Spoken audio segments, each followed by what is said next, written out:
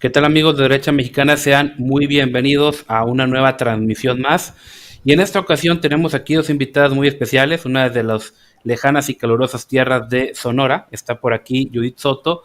¿Qué tal Judith? ¿Cómo estás? Excelente, Muy todo bien, bien. excelente, todo bien. Y también por el lado de las tapatías y tlaquepaltecas tierras de Guadalajara, está por aquí con nosotros Verónica. ¿Qué tal, Vero? ¿Cómo estás? Hola, muy bien, gracias. Lloviendo, de hecho, aquí. Excelente, aquí tenemos crisis de agua. Habrá que, habrá que llevarnos un poquito de eso.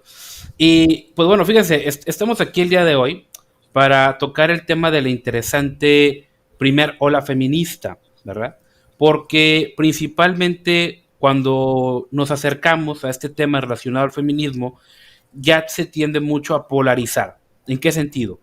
Que por un lado tenemos la versión progresista que te dice que todo el feminismo es bueno, que el feminismo pretende la liberación de la mujer y la igualdad y toda la sarta de mentiras que ya conocemos, pero por otro lado está también la completa condena a cualquier movimiento que se haya tachado o que se haya puesto el velo de feminista, ¿verdad? Y justamente creo yo que no hay discusión en temas como la tercera ola, que se ha diversificado bastante, ciertos aspectos de la segunda, pero sobre todo con la primera, que es la que vamos a tratar el día de hoy, y después ya iremos tratando otras más conforme avance el tiempo. Y vamos a ver justamente el tema de la primera, o sea, es decir, cuáles son los elementos que podrían considerarse pros, contras, cómo se va relacionando todo ese tema y cuáles son las condiciones mediante las cuales se empieza a desarrollar como tal esta primer ola feminista. Entonces, si quieres, arrancamos contigo, Vero, que eres de invitada. ¿Tú cómo definirías o cuáles creerías tú que son las bases mediante las cuales se empieza a sustentar o se empieza a gestar esta primer ola feminista? Mira, hablando de la primera ola, hay varias posturas sobre ideológicamente quién inició los preceptos de la igualdad de las mujeres con los hombres o los derechos de las mujeres. Por ejemplo, está esta postura del sacerdote Paulán de la Barré, que ya había estado escribiendo cosas sobre los derechos de las mujeres, pero para el año en el que empiezan los movimientos, yo creo que tiene que ver con el avivamiento más bien del metodismo en Inglaterra. Entonces, ¿por qué? Porque como estábamos platicando hace rato, se supone el auge del licor. Entonces, con ese movimiento del metodismo o con ese avivamiento del metodismo, empiezan los movimientos como por el derecho de las mujeres, porque estaba habiendo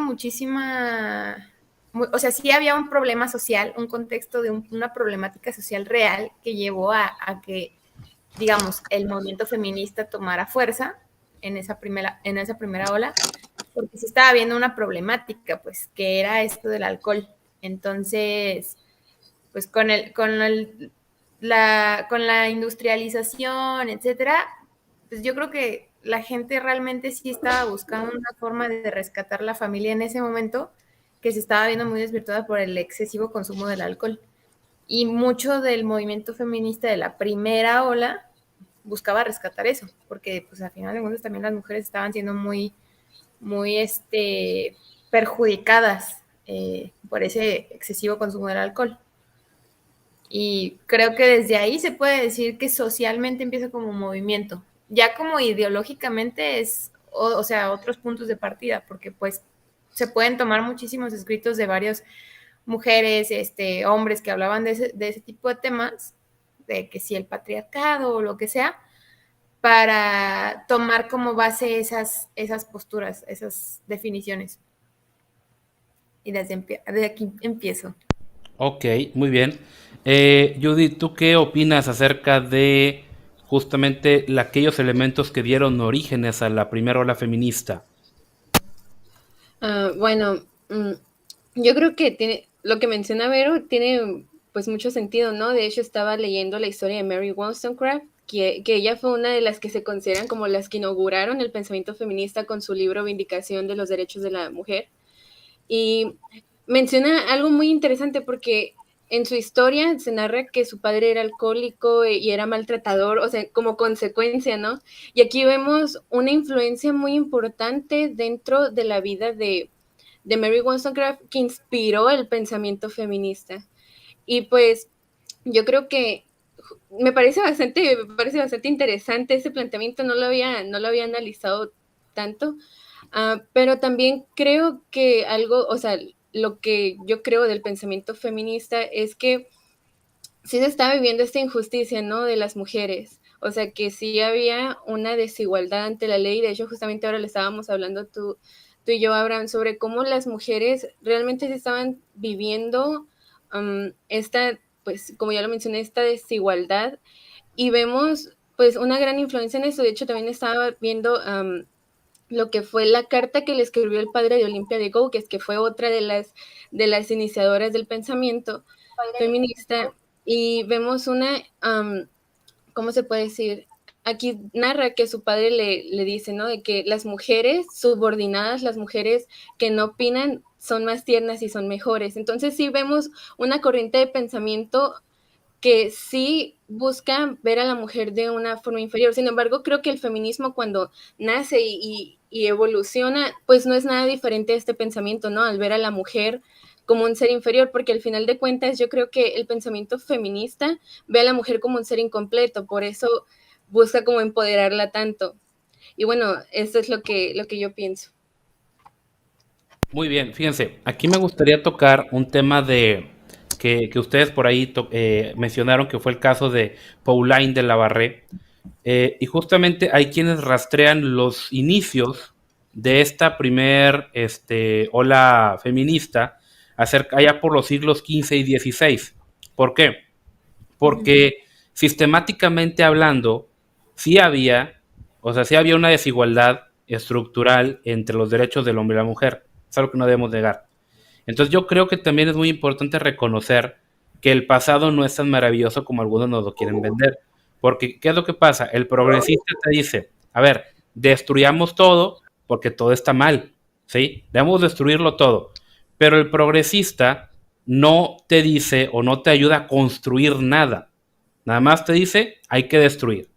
Pero por otro lado, tienes un movimiento, en cierto sentido, conservador, chapado a la antigua, que te vende que la Edad Media era maravillosa, que te vende que antes todo estaba bien, que antes todo estaba con ganas, que antes todo era bueno, y la realidad es de que no es así. Entonces, ¿qué es lo que pasa? Tenemos que reconocer esto y no tenemos que meter a todo movimiento que ha sido etiquetado como feminista como algo negativo, sino que tenemos que ir analizando qué elementos son realmente positivos y cuáles no. Creo que ahorita, independientemente si por más conservador que seas, creo que todos estamos de acuerdo justamente con la igualdad ante la ley del hombre y la mujer. Creemos que el ser humano es diferente en cuanto a si eres hombre o si eres mujer, pero estamos de acuerdo en que hay o que somos iguales ante la ley o desde el punto de vista de la dignidad humana. Todos poseemos la misma dignidad por el simple hecho de ser seres humanos. Tenemos diferencias físicas y mentales acorde a la genética de cada quien, acorde a la sexualidad de cada quien, pero hay algo intrínseco que nos hace seres humanos y eso nos hace iguales. Entonces, justamente Pauline de la Barré empieza a elaborar y justamente en aquella época empieza esta Descartes, el jansenismo, el racionalismo, la idea de abrirnos a la razón. Entonces empieza esta idea de que tenemos que abrirnos a la razón. Entonces, a ver, si todos somos iguales, en cierto sentido, por así decirlo, vaya, ¿por qué la mujer es considerada inferior? ¿Por qué la mujer es considerada inferior en ciertos aspectos legales? Entonces, Pauline de la Barré empieza a escribir y empieza a hablar justamente acerca de esto. Que ojo, Pauline de la Barré vive mucho de Descartes o Descartes. Él se llena de estos pensadores modernos que apelan a la razón, que apelan a cuestionar el orden que había en ese entonces. Y ojo, él justamente decía lo siguiente, se los voy a citar. Decía, la lengua francesa, es decir, la apuesta por la modernidad, la igualdad de los sexos con el fondo de la idea de la igualdad para todos los hombres y la necesidad del libre examen individual en materia de religión. 3 elecciones teóricas que son también elecciones prácticas. La filosofía cartesiana y especialmente el método, por ser un método científico, marcaron decisivamente la vida y obra de nuestro autor, ahí acerca de una investigación que se hizo acerca de Pauline de la Barrère. Entonces, ¿qué es lo que hace Pauline? Él viene de un periodo en el cual había este dicho, no sé si ustedes también lo han escuchado, que se llama, tal persona no tiene oficio ni beneficio.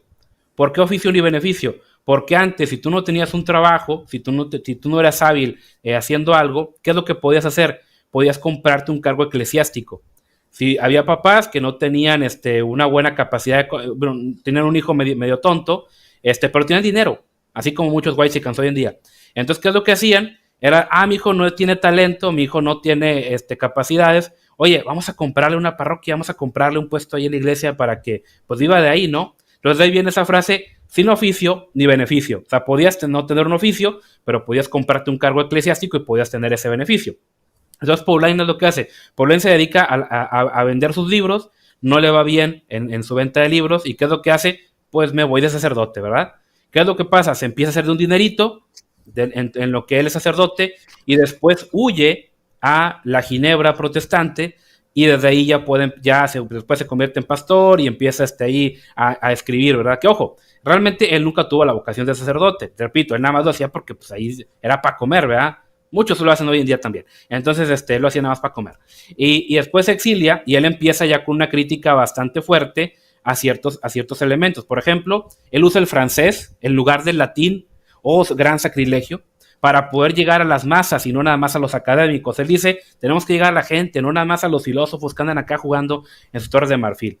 Y ojo, él critica la tradición y aboga por los derechos de las mujeres, considerándolas sujetos epistemológicos. ¿Qué es la epistemología? Es la ciencia de la ciencia, ¿verdad? Es decir, hay algo que hace al ser humano más allá del género, ¿verdad? Y él justamente, ojo, Pauline de la Barrère no era un extremista. Él que decía, oye, la mujer debe tener acceso a la educación, ¿sí? La mujer debe tener, en aquel entonces no se podía votar siempre, pero oye, debería tener los mismos derechos, ¿sí? O sea, que en la educación no se vea nada más como una oportunidad para que las mujeres no estén de ociosas, porque ojo, había esta costumbre y mucha gente se llena la boca de esto, de que dice, no, es que en la Edad Media sí había mujeres que estudiaban y que no sé qué, a ver, eran hijas de ricos que lo que hacían era que las ponían a estudiar porque decían, para que no esté de ociosa en la casa, ¿sí? Para que no ande sin qué hacer, ponla a estudiar, ¿verdad? Entonces, realmente la intención no era que aprendiera, sino simplemente que no tuviera algo que hacer. Y ojo, él rechaza el escolasticismo, la escolástica, y él justamente practica ese tema de dudar y discierne entre la unión del alma y el cuerpo. Es decir, él critica la escolástica de Tomás de Aquino, porque Tomás de Aquino creía que la mujer era un ser humano inferior. Él creía que el flujo masculino, cuando era débil de intensidad, nacía una mujer, y cuando era fuerte, nacía hombre. O sea, prácticamente decía que la mujer era un hombrecillo defectuoso. Él lo decía así. Y de hecho, tanto Agustín como todo este pensamiento medieval consideraban a la mujer como una especie de medio para llegar a un fin, tener hijos. O sea, la mujer nada más era para tener hijos. Y ojo, el tener relaciones sexuales era malo, era porque el pecado original, pero se compensaba trayendo hijos, ¿verdad? Entonces, o sea, fíjate, a la mujer desde chiquita le inculcaban que era como que un mal necesario. O sea, nada más porque no le podemos hacer como la estrellita de mar de dividirnos por mitosis celular, nada más por como tú sirves para la reproducción, esa es tu única dignidad, realmente no tienes valor. Y es cierto, o sea, esto se enseñaba en manuales de la Edad Media y demás. Digo, hay gente que quiere reivindicar, no, es que la Edad Media era maravillosa, no era maravillosa, o sea, tampoco es el infierno que muchos de la era de la Ilustración nos venden, pero tampoco era la época maravillosa que muchos nos quieren vender tampoco, ¿verdad? De hecho, ahí va un último dato antes de regresar a ese lugar. Había un catálogo que te decía cuándo podías tener relaciones sexuales, que te decía que no podías tener ni domingo, ni lunes, ni jueves, ni viernes, ni sábado, porque cada una tenía una festividad religiosa. Nada más podías hacerlo martes o miércoles y que no cayera el día de ningún santo. O sea, era una época bastante represiva. ¿Tú qué opinas de todo esto, pero acerca de las condiciones sociales? Bueno, lo que sí también se me pasó a decir antes es el hecho de que, o sea, ya el movimiento, ya las mujeres como tal que empezaron a abogar por sus derechos, fue, o sea, donde tomó más fuerza fue a partir de la Revolución Francesa. Y además que también está muy, no sé, como que hay un punto en la historia donde la Revolución Francesa marca mucho cambio social, ¿no? Pero pues si se puede decir qué es lo que había antes, o sea, los roles de género que dicen, ¿no? Que atacan, estaban no tan definidos como por el tradicionalismo que ahorita los ubicamos, sino, por ejemplo, veíamos o sea, antes de la época industrial, veíamos que las mujeres trabajaban, o sea, las mujeres trabajaban, eh, porque trabajaban en el campo, o sea, se trabajaba en el campo hasta que vino la época industrial, ya fue cuando los hombres tenían que salir de su casa, tengo mis perros, perdón, tenían que salir de su casa y trabajar con maquinaria pesada, cosa que no podían hacer las mujeres. Entonces, o sea, ese punto histórico de alguna forma hace como una percepción social de que la mujer es inferior porque no puede cargar maquinaria pesada, cuando realmente es la mujer la que se queda en el hogar cuidando a los hijos. Pero también empezaban un montón de problemas de enfermedades y todo ese tipo de cosas y veíamos que la familia realmente estaba muy destruida, o sea, por ese tipo de cambio social que hubo. Entonces, sí creo que la primera ola feminista tenía como una justificación noble para buscar pues por esta equidad por los derechos, porque no había voto femenino, también estaba todo el tema de la discriminación racial, el clasismo. Ahorita, cuando vemos que los mismos movimientos progresistas abogan por esas cosas, se me hace que es anacrónico, porque ni siquiera están, o sea, están enfrascados como si la Revolución Francesa se quedó ahí y la seguimos viviendo, ¿no?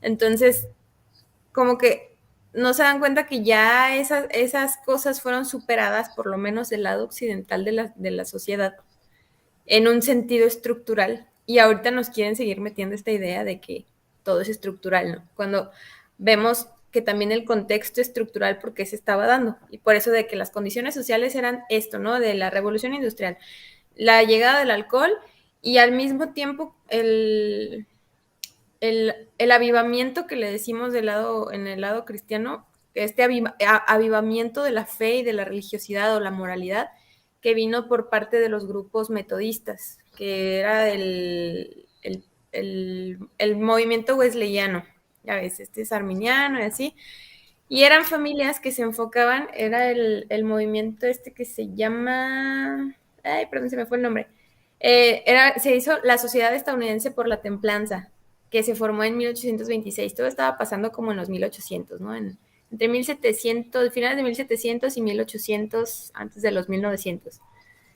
Y se estaba dando todo esto, o sea, todo este movimiento, y muchos abogaron pues, por los derechos de las mujeres, por esto que decíamos de el contexto social, que también estaba diciendo los niños así, de que casi los obligaban a tomar el licor, entonces se hizo como este auge de nuevo en el tema de la moralidad, pero en el tema de la moralidad y la religiosidad, básicamente las feministas de la primera ola eran muy conservadoras, o sea, si nos ponemos a contextualizar, eran muy conservadoras, ¿no? Y ya luego cuando ya después vino la ley seca y todo este rollo así político en contra del alcohol, pues ya vimos que hubieron también defectos en el prohibicionismo, pues.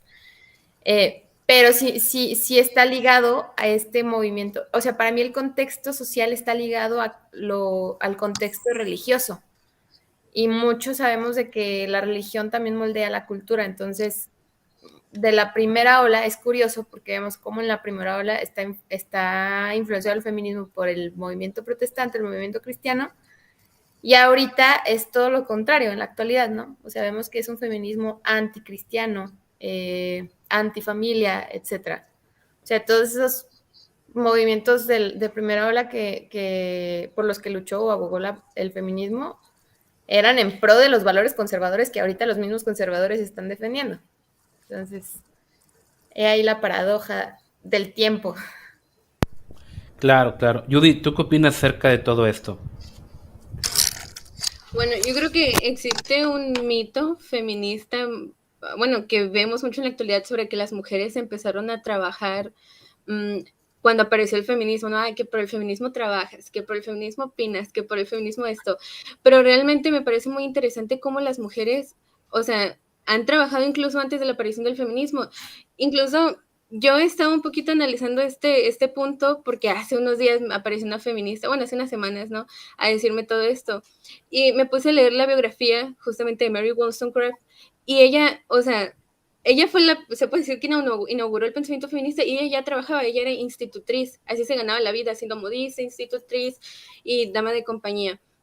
Entonces, las mujeres siempre han trabajado. Yo creo que lo que busca ¿cómo se puede decir? Lo que buscaba la primera ola no era que la mujer trabajara en sí, sino que tuviera participación política, igualdad de derechos. Y bueno, yo creo que es importante pues mencionar esto, ¿no?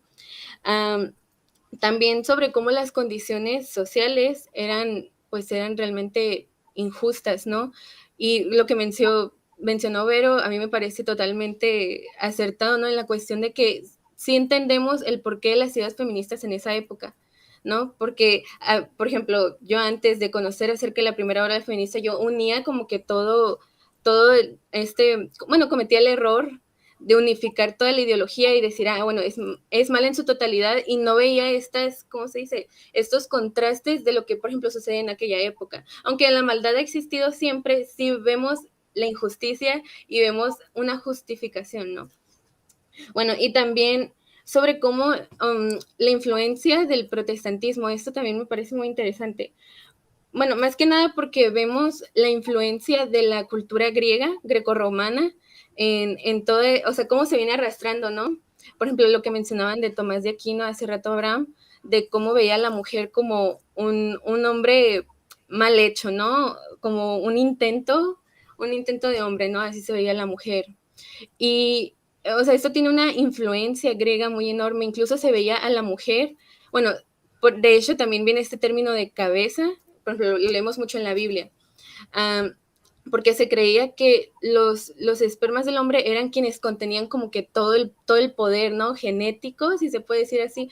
Entonces se veía a la mujer como tierra, ¿no? No se veía a la mujer como un ser humano, pues con quien se podía la persona unir en matrimonio, no, se ve a la mujer como tierra que solo funcionaba para tener hijos, y en la cultura judía se veía mucho esta influencia griega, ¿no? Y ya, por último, quiero mencionar sobre Olympia de Gaugues y Mary Wollstonecraft, a mí la verdad me impresionó mucho lo que comentaba Vero al respecto sobre todo esto del alcohol, ¿no? Porque justamente a mí me impresiona mucho cuando uno mira la vida de ciertos personajes influyentes y te das cuenta del porqué de sus ideas. Y, por ejemplo, Olympia de Gaugues y Mary Wollstonecraft, desde un principio vemos una versión hacia el matrimonio y hacia la familia. De hecho, Mary Wollstonecraft, si no me equivoco, ella mencionaba en su libro, ¿no? Sobre cómo el matrimonio y era como ¿cómo se puede decir? Bueno, parafraseando, ¿no? Lo veía como una falta de, ay, es que se me va la palabra. Es que es una palabra clave que tengo aquí, pero en fin, había una versión al matrimonio y a la familia, porque la palabra clave no la tengo ahora mismo. Y bueno, yo creo que esos son los puntos que voy a mencionar. Es que Mary Wollstonecraft como que cae en este error de condenar la estructura familiar por su contexto personal, ¿no? Y es hasta curioso Sí. cómo te dicen las feministas de hoy en día ay, tu historia personal no define a la colectiva. Y eso era lo que hacían las primeras ideólogas feministas, o sea, de que definir una estructura como fracaso, como un fracaso por su propia historia personal.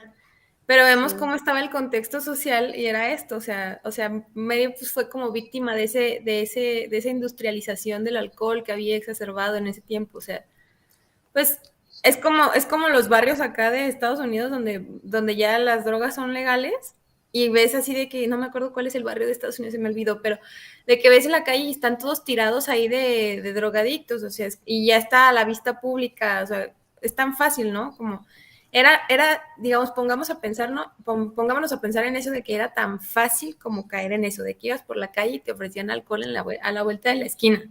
saliendo de tu casa estaban ahí todos alcoholizados, entonces no había una regulación de eso y sí estaba afectando socialmente y para el núcleo familiar. De hecho, de aquí salen mucho de estas como figuritas o fotitos de como la típica imagen que ahorita usamos como los conservadores en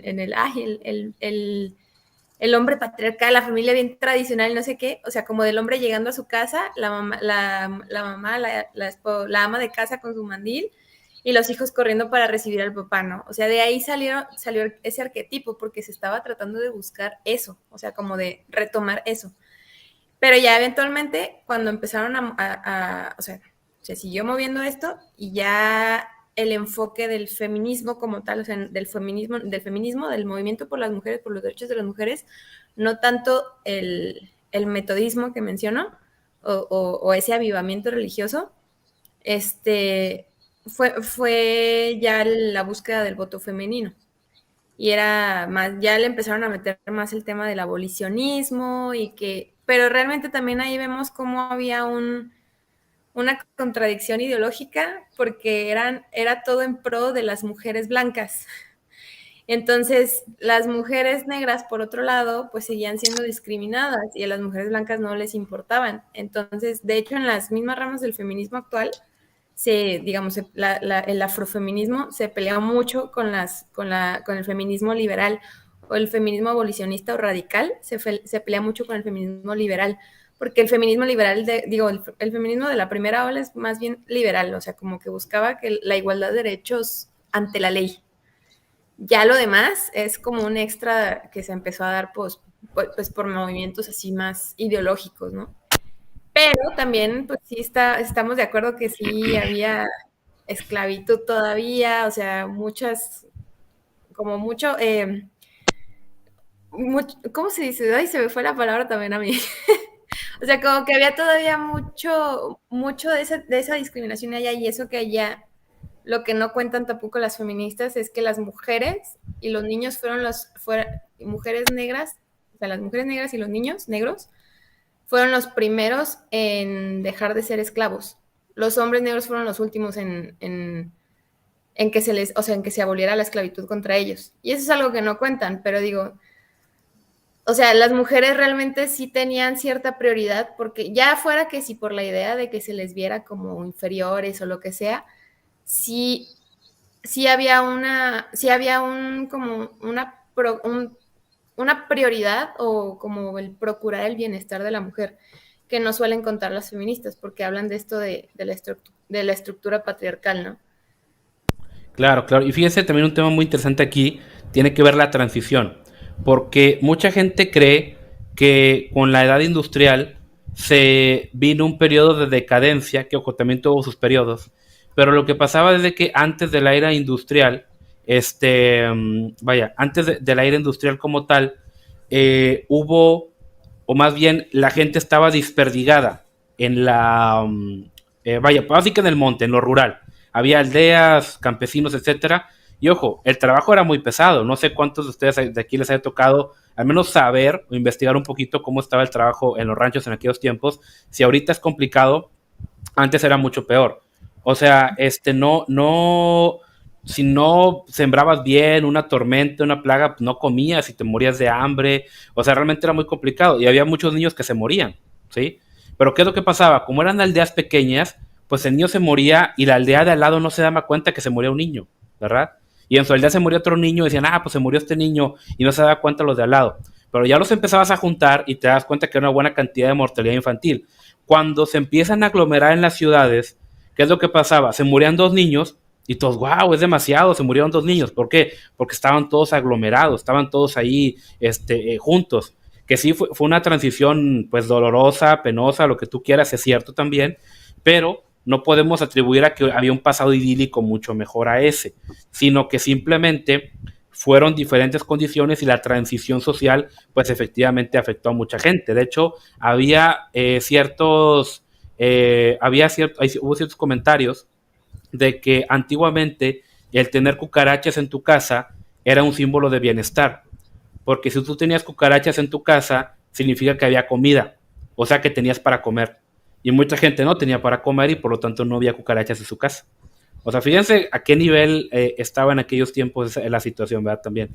Entonces, ¿qué es lo que pasa? Llega la revolución industrial y empieza todo este proceso mediante el cual ya el trabajo se va haciendo más ligero, porque también se empiezan a contratar mujeres para ciertos temas en cuanto a cuestiones de la fábrica, se empiezan a contratar niños, y aquí está justamente el tema que comentabas del alcoholismo.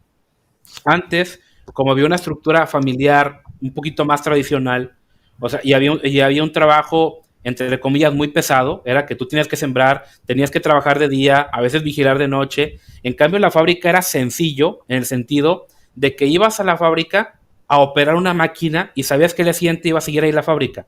O sea, no había esa preocupación de que fuera a haber alguna plaga en tu cosecha, te la fueran a quemar, los animales salvajes, etcétera. Entonces, ¿qué es lo que hacían los obreros saliendo de la fábrica? Se iban a emborrachar.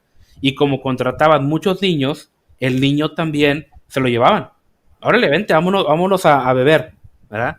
¿Y qué era lo que pasaba? Muchos niños que tenían carencias en su casa, el papá los golpeaba, el papá los maltrataba, pues, o sea, no tengo nada en mi casa, mejor sí me voy con los tipos a beber, ¿verdad? Y al cabo sé que el día de mañana iba a estar el jale otra vez, el trabajo, ahí va a seguir, no tengo por qué preocuparme. Entonces, poco a poco empezó a romperse esa estructura familiar, lamentablemente.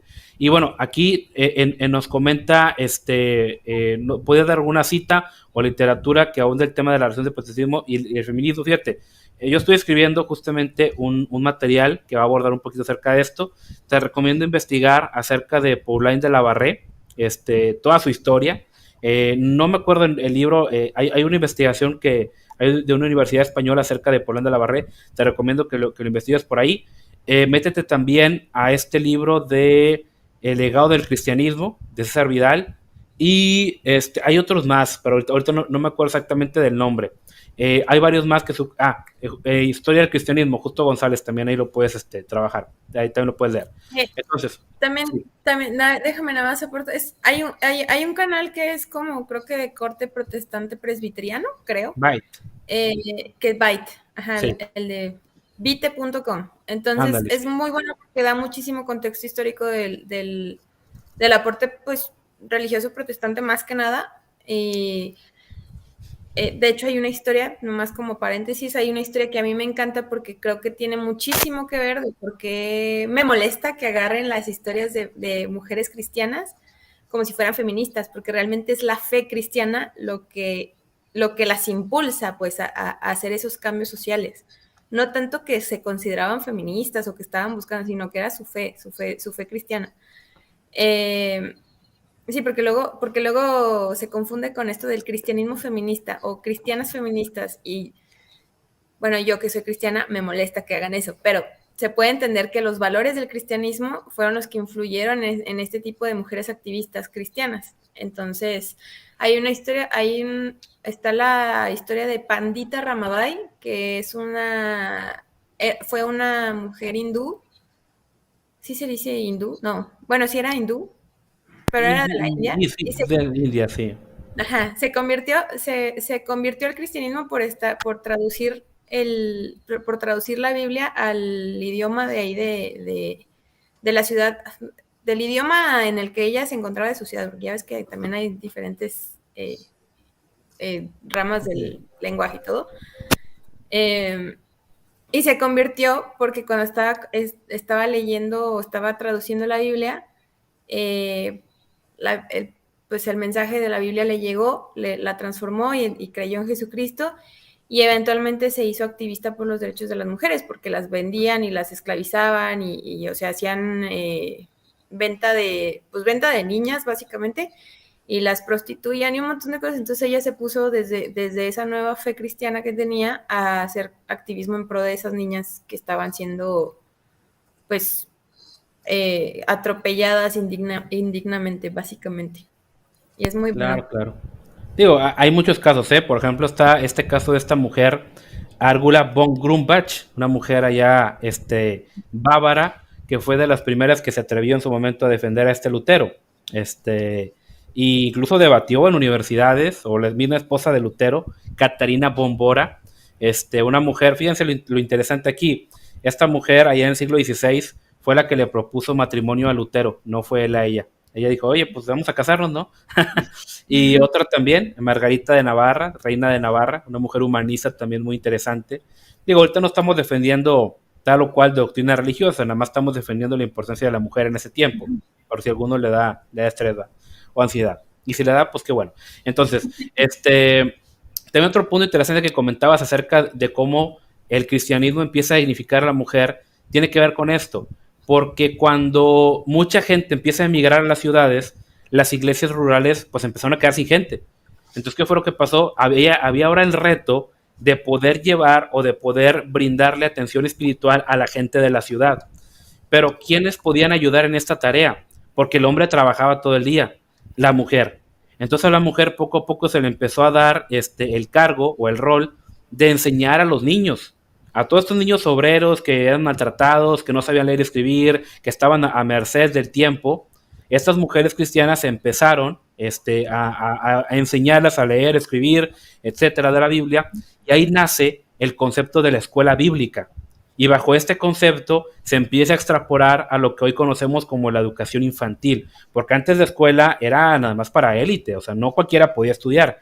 Estas mujeres, en muchos de los casos había algunas de familias adineradas o un poquito más acomodadas, destinaban recursos propios para poderle enseñar a los niños a leer y escribir. Y aquí se empieza a formar ese concepto de la maestra de escuela. Cuando hablamos de escuela, usualmente lo hacemos más con una mujer que con un hombre. ¿Por qué? Porque antes el hombre tenía que ir a trabajar y la mujer se sacrificaba en ese sentido al ir a enseñarle a los niños. De hecho, Spurgeon, si uno va y checa las predicaciones de Spurgeon, ve que en muchos casos él alaba a todas estas mujeres que dice que se sacrifican por ir a educar o por ir a llevarles algo a esos niños que en su momento se les decía a los árabes, a los que eran pobres.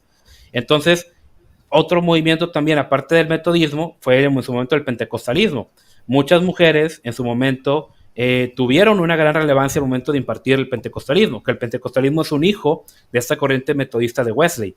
Y justamente, bueno, la iglesia a la que Judith y yo somos miembros, la iglesia apostólica de la fe en Cristo Jesús, fue una iglesia que empieza por una mujer, justamente, la hermana Romanita de Carvajal, que ella va a Estados Unidos, escucha el mensaje en Azusa, se lo comparte a sus familiares aquí en Chihuahua y aquí empieza esa obra. Entonces, la mujer tuvo una importancia notable y tremenda al momento de salvaguardar la fe. Y fíjense, todos estos movimientos anti-alcohol vienen justamente de mujeres, que veían que los maridos se emborrachaban, que dejaron de ser la cabeza del hogar, que dejaban de involucrarse y empezaron a hacer militancia en contra de esas actividades del alcoholismo, porque se había perdido ese rol, esa labor. Incluso había grupos de mujeres que iban a las cantinas y literalmente quebraban las botellas, se metían y hacían vandalismo quebrando las botellas del alcohol de las cantinas, justamente por eso, ¿eh?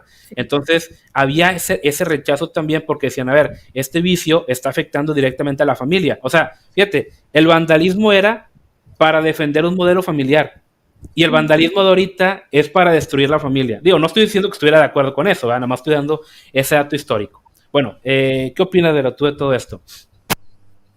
No, ahorita que dices eso de que el vandalismo se metían, justamente estaba leyendo, así hace ratito como rememorando mis notas, que había una, no me acuerdo cuál es el nombre de esta mujer, que era como la figura icónica de ese tipo de movimientos. Entonces lo que hacían era eso, o sea, de que romper botellas así, todas desquiciadas. Y pues yo creo que yo creo que mucho o sea, sí creo que hay que hacer una autocrítica, ¿no? De cuál es el discurso que se pudo extrapolar contra las mujeres en torno a lo que dice la religión. Pero no es lo que dice la religión, es lo que malinterpretan de la religión, especialmente de los versículos bíblicos, ¿no? Que luego estaba leyendo también sobre este tema del feminismo cristiano que abogaban esto por la teología de la liberación, pero que toman esta excusa de lo del patriarcado por ese tipo de versículos que dicen en la Biblia. La cosa es que cuando siempre decimos, ahorita lo que estamos haciendo aquí es contextualizar el problema social que había para que surgiera el feminismo, ¿no? Es lo mismo que nosotros los cristianos decimos cuando decimos hay que contextualizar cada texto que se lee, no puedes agarrar un versículo y nomás sacarlo así, o sea, sacarlo de contexto. Entonces, lo que sí lo que sí es cierto, o sea, lo que sí es cierto que luego las feministas de hoy abogan es como este discurso machista contra la mujer por esto lo que se malentiende de la sujeción al marido, el sometimiento al marido o lo que sea, ¿no?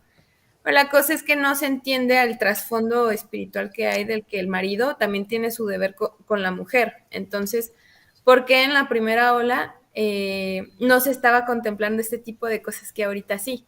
Porque realmente la gente sí estaba con una fe muy arraigada, o sea, la fe estaba muy arraigada en ese momento y había un avivamiento y entendían que la estructura familiar era lo que daba, lo que moldeaba la sociedad, pues. Entonces, y no estaban peleados con eso, pero eventualmente ya a partir de la segunda ola fue cuando se vienen estas ideas de la emancipación sexual de la mujer y lo que sea. O sea, la primera ola, digamos, solamente se enfocó en las problemáticas sociales de las mujeres en ese tiempo, que se me hace completamente justificable para cómo estaba la situación social, pero incluso tampoco yo personalmente tampoco puedo decir que la primera ola del feminismo sea completamente buena, porque durante la primera ola del feminismo fue que surgió bueno, ya casi a finales de la primera ola, pero fue en 1917 que surgió la asociación de control de la natalidad de Margaret Sanger. Entonces fue como en la transición de ola y ola que pasó esto. Y entonces también ahí se ve como un juego de poderes donde tal vez ciertos políticos o algunos políticos vieron como, estas mujeres nos pueden servir para nuestro discurso y este tipo de cosas. Entonces, por otro lado, vemos este movimiento alterno que se estaba dando, ¿no? En contra de la familia, que ya viene después con la segunda ola y la liberación sexual de la mujer. Claro, claro. ¿Tú qué opinas, Judith, de todo esto?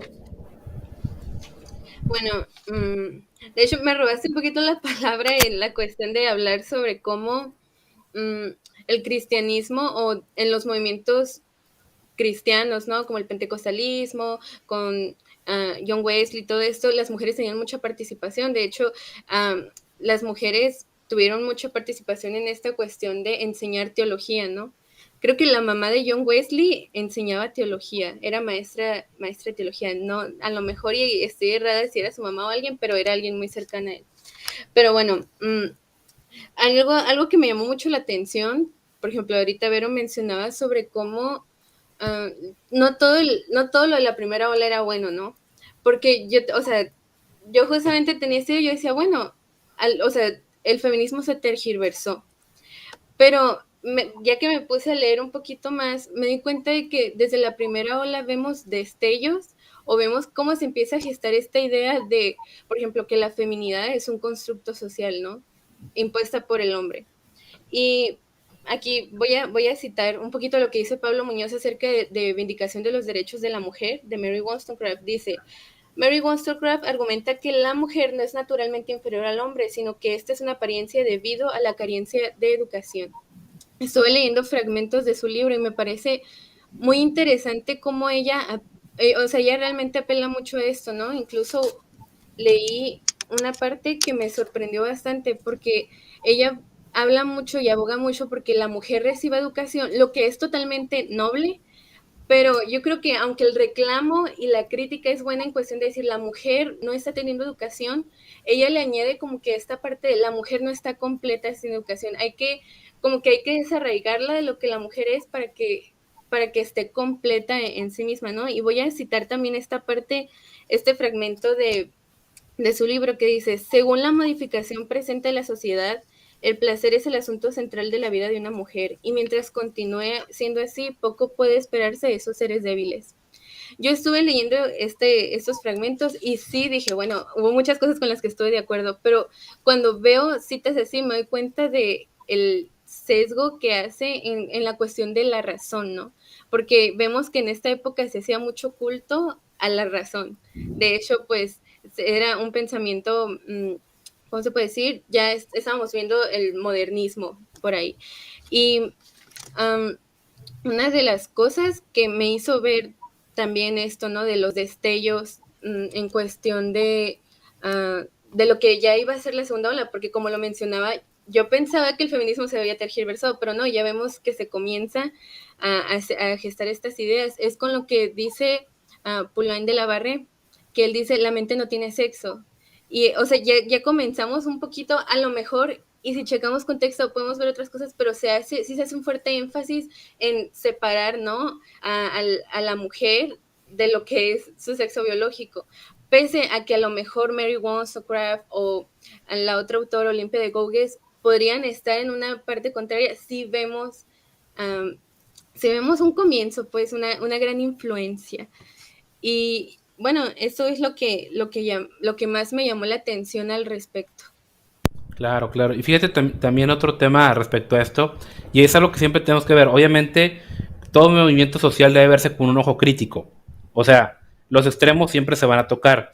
El beatificar, santificar al feminismo, obviamente es un extremo malísimo, pero también es malo decir que todas sus propuestas en sí fueron buenas. Obviamente, muchas mujeres en su momento vieron el feminismo como un medio para alcanzar un fin. El problema es de que muchas ven el feminismo como un fin en sí mismo. O sea, es decir, así como la Revolución Americana decía, a ver, vamos a pelearnos con Inglaterra o vamos a separarnos de Inglaterra porque nosotros somos ciudadanos ingleses y no se están respetando nuestros derechos, tenemos que rebelarnos para defender la igualdad de derechos. Y una vez lograda esa igualdad, restablezcamos relaciones comerciales con Inglaterra, porque no odiamos a Inglaterra. El conflicto es de que no hay igualdad en la cuestión de los derechos. Muchos feministas así lo vieron en su momento, de que, a ver, ¿qué es lo que queremos? Queremos educación. ¿Qué es lo que pasa si una jovencita se queda viuda? Su vida va a quedar ahí bailando, ¿verdad? Porque la mujer antes no podía tener propiedad privada. Incluso los hijos eran casi que propiedad del varón. Entonces, fallecía el hombre, incluso también había problemas ahí con las herencias. Entonces la mujer estaba completamente desprotegida económicamente y decían, oye, pues yo no quiero eso para mi progenie. Incluso también había muchos hombres que decían, oye, ¿y si yo tengo puras hijas y ellas no pueden heredar y el marido se muere o algo le pasa, etcétera? O sea, van a tener que estar en esa situación simplemente porque son mujeres. Entonces empieza esa crítica y digo, hay críticas que son buenas. Hay soluciones que son buenas y otras no tanto. Por ejemplo, otro caso, el tema del marxismo. El marxismo hacía críticas válidas en cierto sentido, que los obreros vivían miserablemente, que muchos no les alcanzaba, que había pobreza. Eran críticas legítimas y válidas, pero la solución era un asco, ¿sí? Que el proletariado y que el socialismo, eso era un asco. La crítica era válida. Es como si yo te dijera, mira, la casa del vecino se está quemando, volteamos y efectivamente la casa del vecino se está quemando. Es una observación válida, pero si yo te digo, como la casa del vecino se está quemando, quememos de la otra casa al otro vecino. Obviamente mi propuesta ya es una tontería, ¿verdad? No porque la primera observación haya sido buena y haya tenido razón, no significa que mi solución al problema también lo sea. Lo mismo pasa con el tema del feminismo. Hubo mucha crítica que sí fue válida, y ojo, ¿quiénes empiezan a abogar justamente por esta igualdad? Iglesias metodistas allá en Inglaterra, etcétera, y cuánta cosa. Incluso también los que abogaron por esta cuestión de que la mujer pudiera votar fueron los republicanos en Estados Unidos, no fueron los demócratas, ¿sí?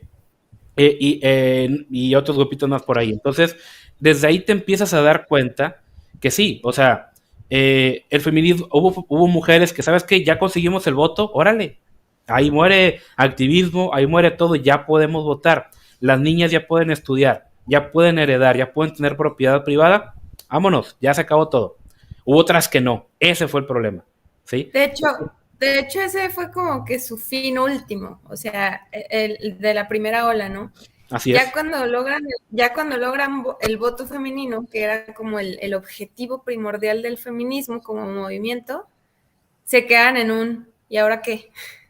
Y entonces aquí vemos como el sentido de pertenencia, ¿no? De que cuando tienes un sentido de pertenencia y crees que tienes un propósito y necesitas rascarle más a las cosas para poder decir estoy luchando por algo o para algo. Y eso es lo que pasó eventualmente ahí o sea, porque ya muchas mujeres feministas de esa época, que digamos, insisto, puede que eran como de valores más conservadores que las progresistas, que buscaban ya ir más allá del voto femenino,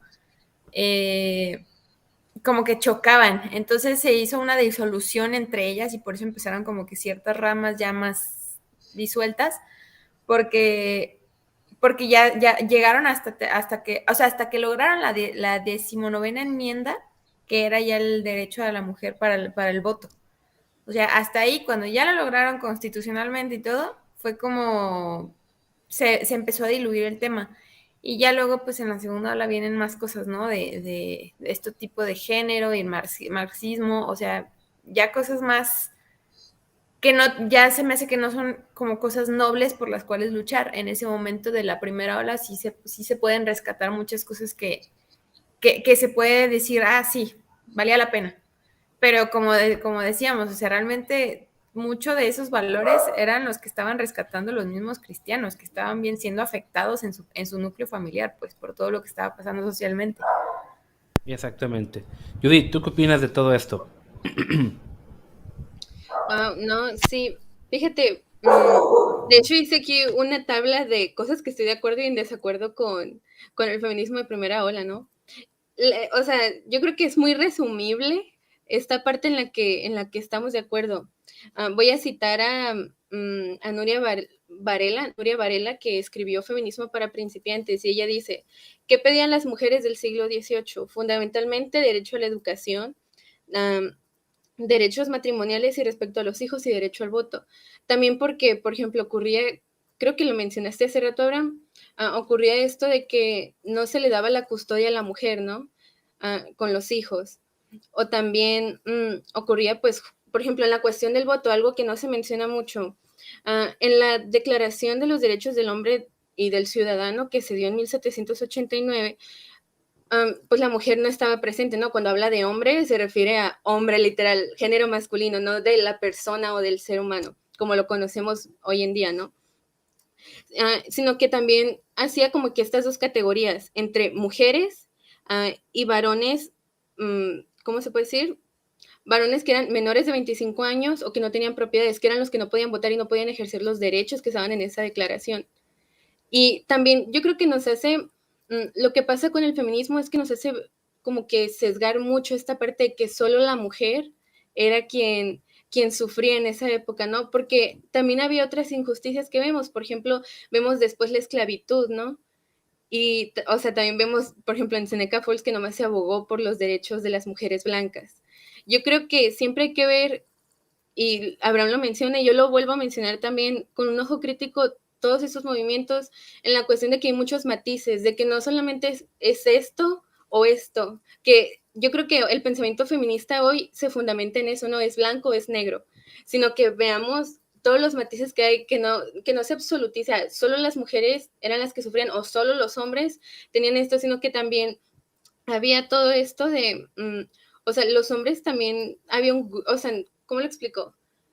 No era que todos los hombres tuvieran el poder, había un grupo de hombres que lo tenían. O sea, no era como que todos los hombres eran unos privilegiados y les besaban los pies, no, o sea, eso no pasaba.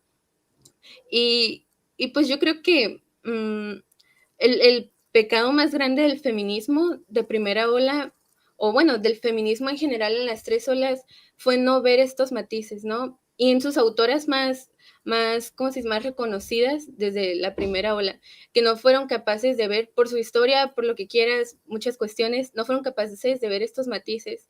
Y, por ejemplo, yo creo que si vemos como consecuencia los libros de Mary Wollstonecraft y Olivia de Gouges, es porque no había esta lucha por los valores cristianos, por ejemplo, ¿no?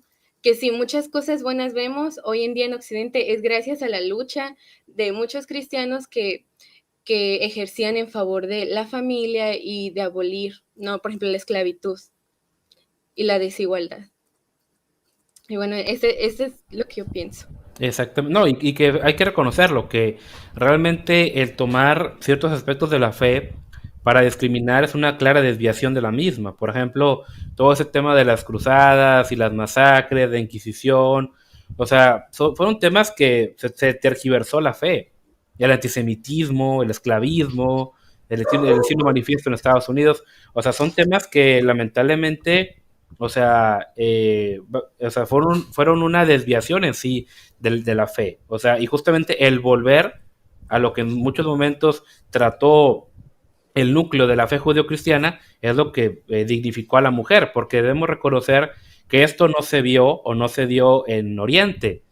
De hecho, en China hay mucho machismo todavía, Corea del Norte, Corea del Sur, incluso Japón, la India ni se diga. En la India hay un tema terrible con los abortos, porque desde que empezaron el tema de los abortos, muchas mujeres el primero que quieren es niño, no niña. Entonces, cuando saben que es una niña, la abortan para darle preferencia al varón. Incluso aquí en México hay comunidades indígenas en las que si la pareja sabe que la primera es niña, la abortan. O si no tiene los medios para saber, cuando nace y ven que es niña, la dejan en el monte para que se la coman los animales. Y si es niño, no. O sea, sí, eso sigue pasando todavía. Entonces, hay que ser muy claros en esto, y yo creo que justamente hay que tocar y hay que profundizar en todo lo que representa el feminismo, porque a muchas jovencitas les daban el coco diciéndoles que el feminismo las va a empoderar, pero lamentablemente no es así. Que después vamos a tocar el tema del feminismo de tercera hora, pero rápidamente les digo que el feminismo lo que hace es de que despoja a la mujer de su naturaleza intrínseca, de su valor como tal, para hacerla un objeto. En el sentido de que te dicen que si un hombre disfrazado de mujer ya es una mujer, ¿a qué están reduciendo a la mujer? A la ropa, o al perfume, o a ciertos colores, etcétera. O sea, la están despojando de su identidad, de lo que la hace ser mujer, para pasarlo a explicar exclusivamente bajo un tema o un parámetro cultural. Entonces, justamente por eso yo creo que es bien importante retomar esta cuestión, porque muchas jóvenes que creen que el feminismo las va a liberar, no, realmente el feminismo lo que va a hacer es de que las va a aplastar, las va a denigrar, ¿sí? Y que ninguna mujer se le ocurra cuestionar que un hombre disfrazado es un hombre, porque es una transfóbica y lo que tú quieras, ¿verdad? Bueno, ¿tú qué opinas, Verofi? Ya para ir cerrando toda esta cuestión de la primera ola.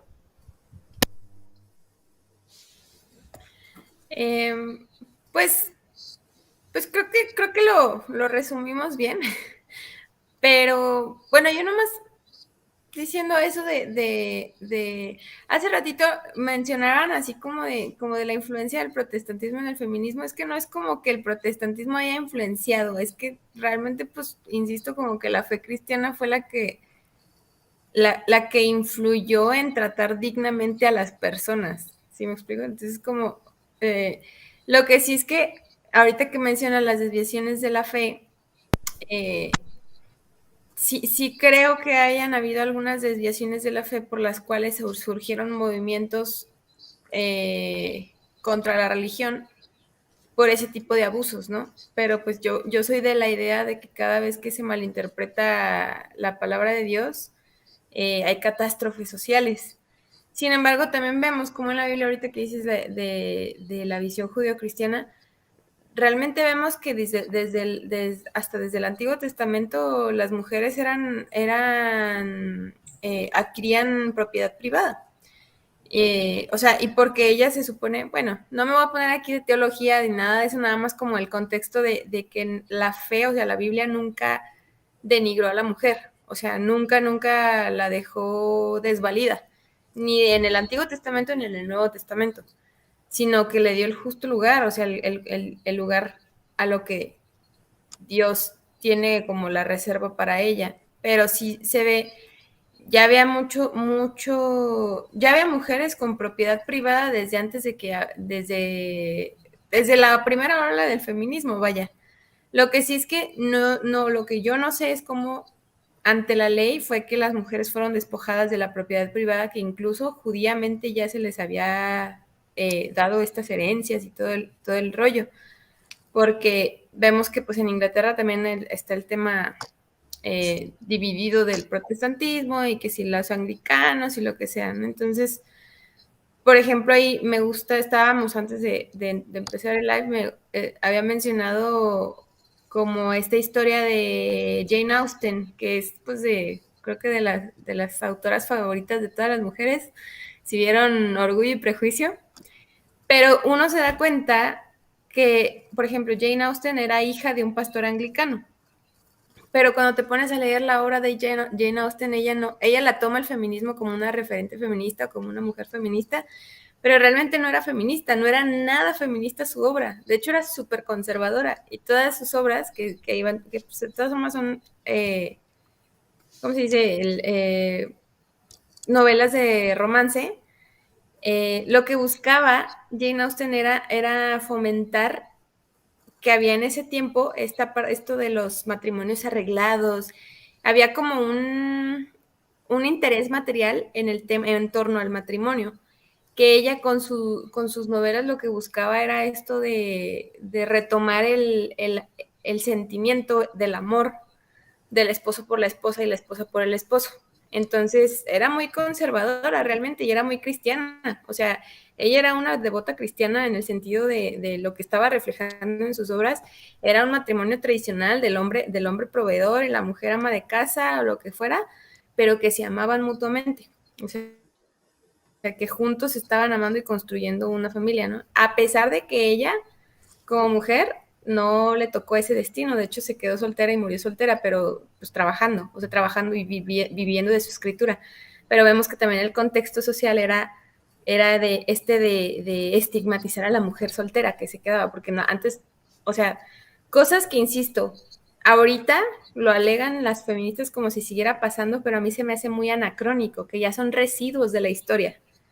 Lo que sí es que también creo que aquí en Latinoamérica pues nos llegó tarde, ¿no? Ese tipo de cambios sociales. O sea, realmente aquí, por ejemplo, en México, vemos como que todavía era muy, muy recurrente o muy común este modelo de familia, entre comillas, tradicional, pero había mucho alcohol de por medio. Y era como este modelo de el papá borracho con su cerveza en la mano o lo que fuera en la mano y así de como desentendido de la familia, no me molesten, yo veo la tele. O sea, se tiene todavía ese arquetipo, el arquetipo familiar aquí, ¿no? De eso, de esos residuos sociales. Pero sí creo que se puede rescatar lo positivo de como lo que buscó la primera ola del feminismo actualmente, o sea, lo positivo de el modelo familiar tradicional, por así decirlo, no es que no funcione. O sea, es que a muchas personas no les funcionó, pero no significa que como tal no funcione. O sea, que la estructura no funcione. Son las personas las que no funcionan. Entonces, pues hay que ver más que nada qué es lo que necesitan las personas, ¿no? Para poder funcionar en la estructura familiar. Y ese creo que sería mi... Ok, muy bien, muy bien. Excelente. ¿Y tú qué opinas, Judy? Ya como conclusión, hoy cerrando este apartado de la primera ola. Bueno, lo que mencionaba Vero sobre cómo, o sea, a mí me encanta cómo el cristianismo trajo esta idea de la dignidad humana, ¿no? Y no solo de la dignidad humana, sino que también, por ejemplo, el matrimonio, cómo debe funcionar el matrimonio. Me parece muy interesante, por ejemplo, estaba leyendo un libro que se los recomiendo mucho, se llama ¿Por qué no la mujer? Habla mucho de la mujer en la cultura griega, romana, etcétera, y también con la idea del cristianismo. Y menciona de cómo, por ejemplo, los griegos, los romanos y también los judíos influenciados por los griegos, la cultura grecorromana, veía cómo, o sea, por ejemplo, en la cuestión del matrimonio, tenía la mujer que dejar todo para casarse con el hombre, ¿no? Entonces, llega el cristianismo, Pablo en sus escritos, en sus cartas, y vemos las palabras de Jesús también, cómo menciona o nos reivindica, nos lleva otra vez este versículo que dice, dejará el hombre a su padre y a su madre y se unirá a su mujer. O sea, hace esta parte de el hombre tiene que dejar todo por ella para amarla, incluso menciona en Efesios 5, como Cristo amó a la iglesia, ¿no? Y bueno, también otro punto sobre cuando hablábamos de la religión, ¿no? Cómo se ha hecho mucho abuso. Y me encanta lo que decía Rabí Zacarías sobre que no juzgas a una religión por su abuso, porque actualmente se hace mucho como que esto de que, bueno, es que la religión hizo estas cosas, bueno, sí, pero la religión fue ilógica con lo que predicaba en aquellos tiempos, ¿no? O sea, si el cristianismo en aquellas épocas, por ejemplo, con las cruzadas, otras cosas que vimos, la quema de brujas, por ejemplo, hubieran sido lógicos con la idea de ama a tu prójimo como a ti mismo, eso no hubiera sucedido. Pero bueno, yo creo que no me voy a ir mucho de ese tema.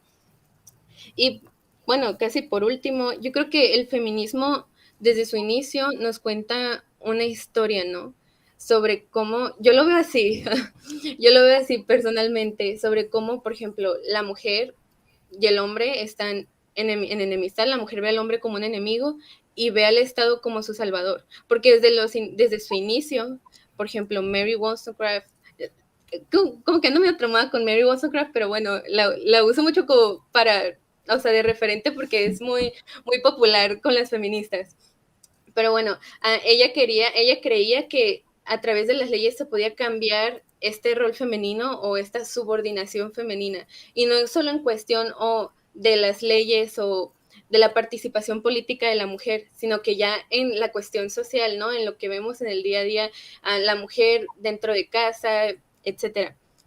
Y yo creo que, o sea, como lo mencionaba desde sus inicios, vemos como esta historia. Actualmente la mujer se enemista con el hombre y ¿a qué recurre? Al Estado para que la salve del hombre, y no solo eso, sino que también para que como que la rescate de esta imposición patriarcal que es la feminidad, ¿no? Y bueno, ya por último, me gustaría mencionar sobre cómo el feminismo no le rinde honor a la feminidad, sino que la destruye. La semana pasada aquí estuvo Sarah Winter y ella hizo, o sea, puso una definición sobre feminismo, ¿no? Y ella dice que el feminismo busca la destrucción de la feminidad, y yo creo que es justamente eso. Y como digo, o sea, yo sí decía, bueno, el feminismo de primera ola no hizo esto, pero creo que como ya vemos destellos, creo que también se integra un poco en esa parte, ¿no? En la teoría. En la práctica, en la cuestión de los derechos que buscaban, la verdad es que es muy noble, pero ya la teoría y las referentes que toma el feminismo de esa época sí buscaba mucho esto, ¿no? La destrucción de la feminidad para liberarse, ¿no? De la opresión. Y bueno, yo creo que esta sería mi conclusión. Exacto. No, y fíjate que lo interesante aquí es de que en la primera ola se empiezan a ver vestigios entre el siglo XV, el siglo XVI, hasta aproximadamente principios del siglo XX. O sea, fueron casi 300, 400 años en lo que va avanzando, se ven destellos, etcétera. Pero si se fijan, a partir del siglo XX tenemos segunda, tercera en menos de 100 años. O sea, fue algo exponencial. Entonces, ahí nos indica algo, ¿sí? O sea, la primera empieza a surgir en cierto sentido espontáneamente debido a problemáticas sociales de la época, y las otras dos son efectivamente producto de ingeniería social. Y de hecho, Sí. hay quien se pregunta por qué por qué el cristianismo tuvo esos problemas en su momento, por qué hubo esa desviación, simplemente por el helenismo. Se metió demasiada cultura y filosofía griega en la época pre-media, después en la media, hubo demasiados elementos griegos por ahí, incluso los griegos consideraban a la mujer casi igual que un esclavo. En Roma, en el Coliseo, había lugar para los hombres, y luego ya hasta atrás, hasta allá arriba, estaban las mujeres y los esclavos, casi al mismo nivel. Incluso muchos griegos consideraban que pues igual la mujer nada más era para tener hijos. Había muchos hombres que tenían esclavos sexuales hombres. Entonces, también digo, ahí se explica de todo esto. Sobre todo que el gran De hecho, filósofo, sí, ya más deja terminar esto, el gran filósofo de la Edad Media fue Aristóteles, que él también consideraba a la mujer un ser inferior. Sí, adelante. de hecho es curioso, de hecho es curioso ahorita que dices eso de la cultura. Es curioso cómo quieren también por este lado los conservadores reivindicar las culturas grecorromanas con este afán de la razón y el raciocinio y todo las mentes ilustres, cuando eran los que tenían las ideas mucho más machistas y misóginas hacia las mujeres y hacia los niños incluso, porque también los veían como seres inferiores, ¿no? O sea, realmente no encuentro otra cultura o otra idea que le dé valor y dignidad a los más vulnerables o a los más débiles, porque todos se basan como en esta idea un poco más evolucionista del poder del fuerte sobre el débil, ¿no? Entonces el cristianismo que hace, pues fue ir contra eso, o sea, contra esas ideas que hace, pues Jesucristo en sus prédicas era así como de, antes de hacerle algo a uno de estos pequeños, córtate la mano. Claro que era como una metáfora, ¿no? No era como en sentido literal, pero era figurativo, de córtate la mano antes de hacerle algo a uno de los pequeños, que dijo de que los niños de ellos es el reino de los cielos. O sea, cosas que en las otras culturas no se les atribuía ese valor, y veíamos hasta cómo esta degradación de los niños. Los romanos eran unos bárbaros, pero bárbaros con los niños. O sea, ahorita lo del aborto nos escandaliza, pero realmente solamente es un procedimiento que se modernizó, porque ya existía el aborto y era con lanzas en el útero, o sea, cosas bárbaras. Sí, Y sí, pues sí. vemos cosas así que sí lo veo como, si somos honestos intelectualmente para analizar la historia, para analizar las filosofías y las culturas que habían alrededor, la cristiana es la más digna, la que más dignifica al ser humano, no tanto de que si a la mujer, al niño, al hombre, sino al ser humano. O sea, reconoce pues la dignidad pues en el ser humano. Y lamentablemente ahora lo que generó el feminismo fue algo como una venganza, y por eso dicen esto de que la deuda histórica, ¿no? Uh-huh. Contra los hombres, ahorita que estábamos diciendo también de los matices que decía Judith, que es como antes se les quitaba, las mujeres no tenían derecho a la potestad o a la tutela de los hijos si se divorciaban, porque pues primero vino el divorcio, como la permisividad del divorcio, y eventualmente si se divorciaban, se separaban, el esposo repudiaba a la esposa y la mujer no tenía derecho a quedarse con los hijos, a pesar de que ella fuera más capaz de quedarse con los hijos. Ahora que vemos que eso está al revés, o sea, ahora vemos que son los hombres los que son privados de quedarse con la tutela de sus hijos, y ya vimos como el caso de Luciano Dupuy. Se me olvidó el nombre del niño. Lucio Dupuy, sí, es Lucio Dupuy, que fue asesinado por su mamá lesbiana con su pareja lesbiana. Y es como este revanchismo histórico que buscan esas feministas. No se dan cuenta del matiz de que también en el movimiento de la primera ola había hombres involucrados. O sea, pues eran todas las familias involucradas, básicamente, por el derecho de las mujeres. Y pues ahora ya es como que se las cargaron a los hombres, ¿no? Y digo, ¿a dónde vamos a parar? Como diría el Buki. No, y fíjate un tema muy interesante ahí, que el concepto de familia no lo toma el cristianismo de los grecorromanos. El concepto de familia lo toman del judaísmo. El judaísmo hace más de 2000 años ya le había dado a la mujer el derecho de heredar, ya le había dado a la mujer el derecho de propiedad, incluso también ya le había dado el derecho a la mujer de solicitar el divorcio, ¿sí? En la cultura grecorromana no pasaba eso, incluso el infanticidio, tanto para Platón como Aristóteles, estaba bien. Se veían que en la ciudad había muchos niños, pues matémoslos, no pasa nada. Para un judío esto era impensable. Pero ¿qué es lo que pasa? Como en la Edad Media se desarrolla mucho este antisemitismo y tratar de cortar todas las raíces judías de la cristiandad, obviamente se omiten muchas cosas. Pero vaya, por ejemplo, temas como la sexualidad, para los judíos la sexualidad nunca fue un pecado, al contrario, era una bendición. Para la cristiandad sí, era de que es un pecado y que es un mal necesario, por eso provocó mucha represión y por eso muchas feministas hoy en día critican a la fe, porque muchas en su momento vivieron represión por estigmas religiosos, ¿verdad? Que ojo, obviamente eso no justifica las locuras que hacen, pero de que sí hubo represión en muchos sentidos, lamentablemente sí los hubo. ¿Por qué? Porque justamente el tratar de despegarnos de una raíz judía, pues lamentablemente ¿a dónde fue a lo que nos llevó? A ciertos temas helénicos, medio gnósticos, de la dualidad entre el espíritu y el cuerpo, y la carne es mala y el espíritu bueno, y ahí se ve a todo ese tipo de temas. Y creo que es muy interesante analizar esto, de dónde viene el concepto de familia, porque el concepto de familia que defendemos hoy en día es un concepto judío, no es un concepto grecorromano, ¿sí? Entonces, que ojo, si uno se va al judaísmo del primer siglo, sí había mucho machismo, pero si lo comparamos con cómo lo vivían los grecorromanos, no, hombre, era un paraíso de libertad, ¿verdad? Entonces, digo, ahí nada más para que lo anoten, ¿verdad? Bueno, me gustaría al final terminar con una cita de Mises, ya nada más por si alguna quiere decir algo. Fíjense lo que decía Mises allá por los 20. Mientras el movimiento feminista se limite a igualar los derechos jurídicos de la mujer con los del hombre, a darle seguridad sobre las posibilidades legales y económicas de desenvolver sus facultades y de manifestarlas mediante actos que correspondan a sus gustos, a sus deseos y a su situación financiera, solo es una rama del gran movimiento liberal que encarna la idea de una evolución libre y tranquila. Sí, al ir más allá de estas reivindicaciones, el movimiento feminista cree que debe combatir instituciones de la vida social con la esperanza de remover por este medio ciertas limitaciones sobre la naturaleza ha impuesto al destino humano. Entonces ya es un hijo espiritual del socialismo, porque es característica propia del socialismo buscar en las instituciones sociales las raíces de las condiciones dadas por la naturaleza y por tanto sustraídas de la acción del hombre. y pretender, al reformarlas, deformar la naturaleza misma. ¿Qué quiso decir Mises en ese sentido?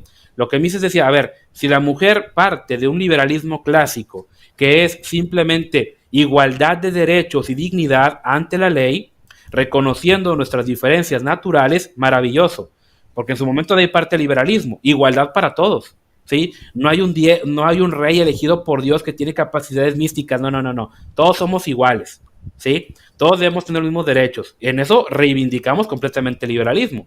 Que después ciertos aspectos del liberalismo desencadenaron el libertinaje es otra historia, pero bases liberales, es decir, de que, a ver, todos somos iguales, y ojo, esta frase de que todos somos iguales viene del cristianismo.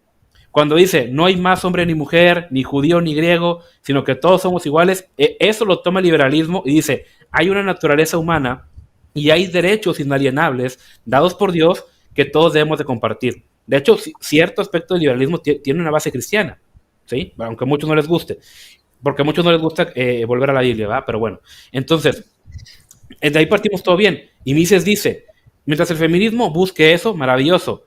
Pero si buscan ir contra la naturaleza misma y destruir las instituciones, ya toman la cuestión de socialismo. Y eso ya es lo que no tenemos que permitir. Bueno, ya, ¿alguna otra comentario ya para ir cerrando? Bueno, ya por último, yo creo que pasa mucho. Bueno, más bien yo creo que es importante recordar esto, ¿no? Por ejemplo, a veces vemos en la historia, como ya lo hemos mencionado también, cómo el cristianismo se ha desviado de pronto o ha abusado, ¿no? De ciertas cosas, malas interpretaciones de la Biblia. Pero siempre importa la narrativa que una cultura sigue. Porque, por ejemplo, la cultura griega veía en su historia, ¿no? Por ejemplo, vemos si no me equivoco, la Odisea y la Ilíada, que ve a la mujer como un castigo de los dioses, ¿no? Entonces, por eso se hizo a la mujer inferior. Pero vamos a la Biblia, lo que se encuentra al principio, ¿no? De la creación del hombre y la mujer. Y hay una palabra particular que se usa al momento en el que Dios crea a la mujer, y es erkenegdo. Y esta palabra es muy difícil de traducir, pero la mejor traducción bueno, en el libro que leí se menciona, es sustentador a un lado de él. Entonces esto nos da, o sea, la narrativa que el cristianismo sigue, aunque haya momentos en los que se desvió el cristianismo, cuando una cultura adopta esta narrativa, no importa qué tantas desviaciones puede llegar a tener, yo creo que cuando vuelve y cuando se tiene la capacidad de volver a ser fiel a esas, pues a esa historia, es que siempre hay esperanza y siempre se puede redimir la cultura. Porque actualmente pues escuchamos muchas historias, muchas narrativas, hay una confusión total y vemos muchas corrientes de pensamiento, pero yo creo que el cristianismo siempre es la que cuando volvemos al origen y la interpretamos de una forma, la escudriñamos y la buscamos bien, nos damos cuenta de que hay dignidad y hay una forma de redimir a la cultura hoy en día también. Y bueno, esto sería todo. Muy bien. ¿Algo más que quisieras por ahí aportar, Vero? Creo que ya, es que están ladrando mis perros. Ok, está bien, no pasa nada. Muy bien, amigos, gracias a todos aquellos que estuvieron por aquí apoyándonos en esta transmisión. Gracias a todos aquellos que lo vieron y lo van a ver también en un futuro. Recuerden ayudando, suscribiéndose, compartir este video, darle like, etcétera y demás, ¿verdad? También es muy importante que nos ayuden por ahí en PayPal para poder seguir creciendo. Acuérdense que a nosotros no nos financia el PAN, no nos financia el Vaticano, no nos financia nadie, entonces pues ahí si nos pueden ayudar, va a ser de mucha ayuda, ¿verdad? Tampoco Putin, no nos ayuda tampoco Putin con rublos, ¿verdad? Tampoco, entonces pues ahí para que nos apoyen por favor, entonces para poder seguir creciendo. Y pues bueno, yo me despido como siempre diciéndoles que el socialismo no funciona y a los hechos no les importan tus sentimientos. Hasta la próxima.